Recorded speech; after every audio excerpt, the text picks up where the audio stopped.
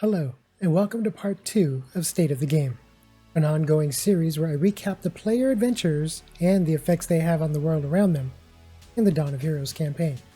Last time we talked about how Itzo and Haufu left a lasting impression on Jonas, a trader out of Mildren being the nearest settlement to Vanegroth. There was little doubt Jonas was going to report back unfavorably to his superiors in Mildren about the incident. But another threat is now affecting the village of Vanegroth, as rumors spreads throughout the village that there are creatures along the road from the eastern wilds. This fact was reinforced as a caravan that had recently arrived from that very road had a first-hand encounter with the creatures, retelling the story of how a group of bandits on the road attacked the caravan, and during the confrontation, one of the passengers had been kidnapped. A young boy by the name of Brandon went missing. After a search and a very daring rescue into the creature's lair, these brave adventurers now had the location of the creatures that had looked like and been dubbed Ratmen. Naturally, something like this is just make-believe, or so that's the mentality the villagers as well as those in power seem to think. But after the party insists that the events were true, and after the clinic doctor Kia inspects Brandon's wounds, noting the strange bite and claw marks, there's little doubt in her mind. After some persuading, Kendricks, captain of the village guard, offers up a reward for the Ratmen tales as proof of their existence. Kia, the clinic doctor, offers up a reward for a specimen, dead or alive.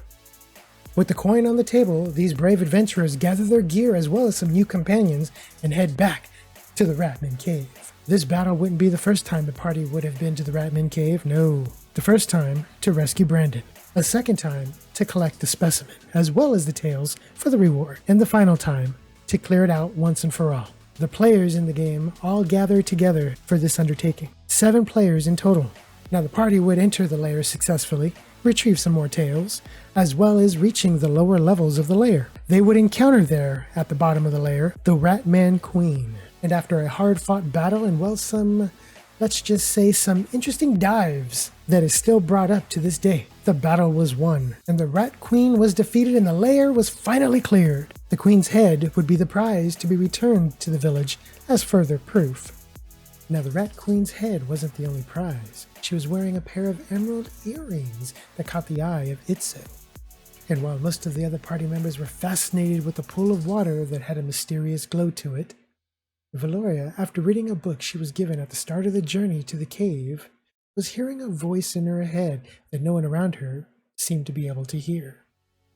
Now you may ask yourself, what happens when you get 3 separate gaming groups to join forces for a quest? And not all the players are as honorable as others. Well, you have character clashes, difference of play styles, as well as different character goals. A lot was revealed during this quest. Some of the players plotted the assassination of another player. Some players lied about quest loot. And a pair of earrings was taken off the Rat Queen's ears while in the possession of another player. Things were said, and regardless if they knew it or not, feelings were hurt and characters were offended. On the trip back to Vanegroth, the players didn't interact with one another much. Along the journey, they had rescued a survivor of a caravan raid. All the others of the caravan, which was heading to Vanegroth, were killed. The survivor was a human female named Dina, who was in and out of consciousness. Once back in Vanegroth, they turned in the Rat Queen's head to Kendricks and took Dina and the sample of water from the cave back to Kia. Once back in the village, some of the players rested while others plotted their next move. Things to come. Dina would become the head of the Hunters Guild, only to then disband the guild and make a move to become another member of the ruling council that governs Vanegroth. On the horizon is Founders Day, a day the village celebrates the day the village was founded. Well, it looks like we reached the end of the video. Stay tuned again for part 3 of State of the Game, as we still have many more adventures and tales to tell of the Dawn of Heroes campaign. Just want to remind everyone that I do stream over on twitch.tv/Vallard_. Also down below will be the link to the Discord if you want to join in or just have any questions. Till then, I'll see you in part 3.